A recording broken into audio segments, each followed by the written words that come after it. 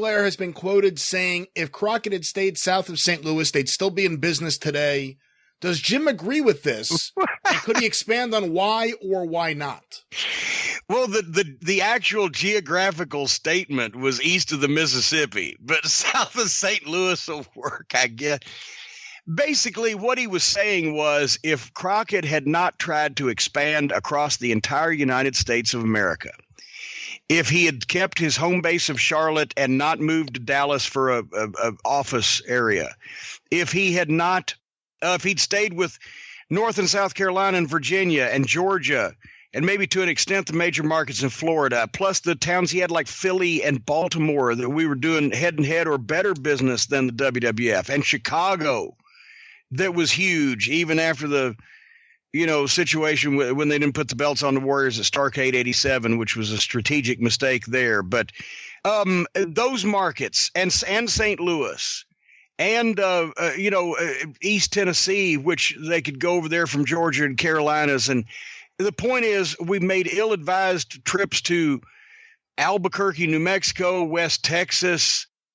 One time we went to Minneapolis. I think the house was like $15,000, and we could do that in Gaffney, South Carolina on a Tuesday night. So that's what Flair was saying.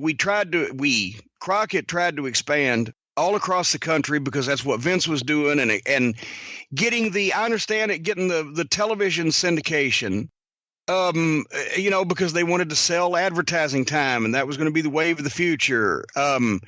But then to having to either run those towns because they had a deal with the station that they would and they'd buy advertising, or just running them because they had TV, which they did in some cases. It was ridiculous. There was no reason. Pro wrestling was not meant to be and should never be national, because then it basically sucks. There's never been a great national promotion, because you're presenting one style of wrestling to everybody, and people don't all like that style of wrestling. And I'm not talking about these fucking jack-offs and assholes and fucking dipshits that talk, well, I like the style of wrestling where they wrestle blow-up dolls and grade school girls, and everyone super kicks each other until their dicks get hard.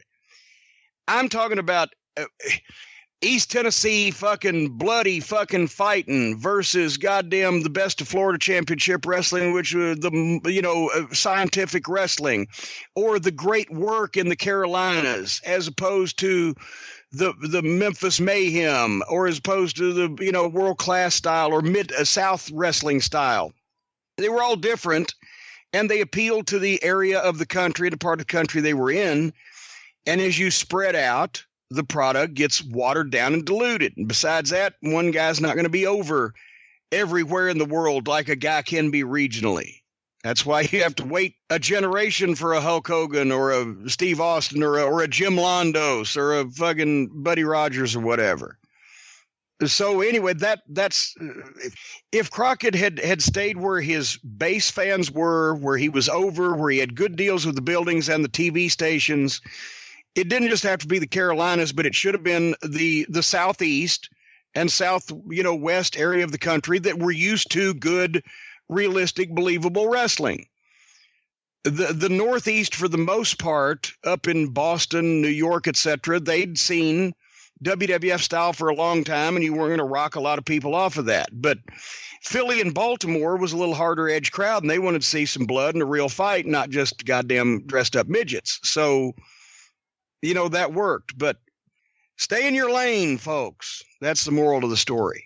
Yeah, and it goes for more than one thing. Obviously, it's not just running shows, but, one of the things that hurt Crockett was taking on that giant syndication package of Bill Watts. Oh, God, yeah. And it became a syndication war between him and Vince, and, Crockett had more than he ever could fill, and it was just too much for him. Well, and plus Vince had... That's the one big advantage that Vince had. Vince had a great office with a lot of really smart people in charge of doing the things they did, unrelated to wrestling, TV syndication or merchandising or whatever the case may be. And Crockett had some well-meaning folks and a lot of people who didn't know what the fuck they were doing, and not as many of them. That was the difference. Nobody can look. No sane, rational human being if you want to go ahead and say it, can look at the WWF wrestling product of 1986 and the NWA wrestling product of 1986 and should be able to say, I'm not talking about talent, because that both sides had a lot of great talent. But as far as the product, for anybody to be able to say, well, the WWF should have won that war, they'd be fucking insane or blind. It was the shits. Where Vince whipped us all was hiring smart people outside the wrestling business to do the things that the jobs that they were created. There'd never been those jobs in wrestling before, that you needed to include people outside the business. There was a natural reticence, rightfully so, toward including outsiders in the wrestling business to begin with in any capacity. And you only tolerated the ones that you had to and worked at TV stations as local cameramen or whatever, or the local radio DJ that was would sell a few tickets and plug the matches. So he became the ring announcer. You tolerated outsiders that you had to, but you didn't go look for them. Vince went and looked for them because he didn't give a fuck about exposing the business. So Crockett's wrestling, Crockett's NWA wrestling in general, but Crockett's wrestling, Crockett's wrestlers, the style of same, the TV shows, they were all better than Vince's. But Vince had better people outside the wrestling business. We know Crockett had voices in his ear saying, we got to go after Vince. I'm almost saying this in a dusty list, but I won't. We have to go head to head with Vince. We have to go everywhere. Do you think he had voices in his ear saying, don't do that? Let's just hold our ground, maybe even go into Florida because of what happened there. But was there anyone saying, let's not push it this far? Yeah, David Francis and Jackie. Oh my God. I'm sure they were definitely saying it.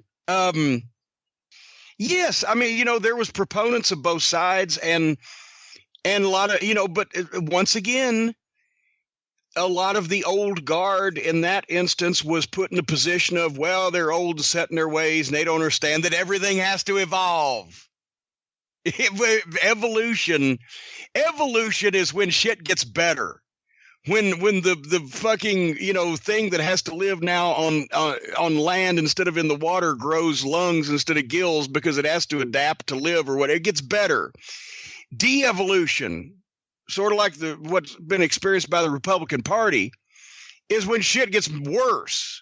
And that's what's happened to wrestling. So, and it was the same thing then. A lot of the old timers that had seen this shit before and knew what was going to happen, or like, well, knew the flavor, are like, no, let's not go too far too fast. And they're cautious, they're old fashioned, they're whatever the fuck. And, tragedy ensues when people don't listen to people's advice that kind of have experience in these type of things. Yes, de-evolution never good unless it's Devo. And then it is DEVO.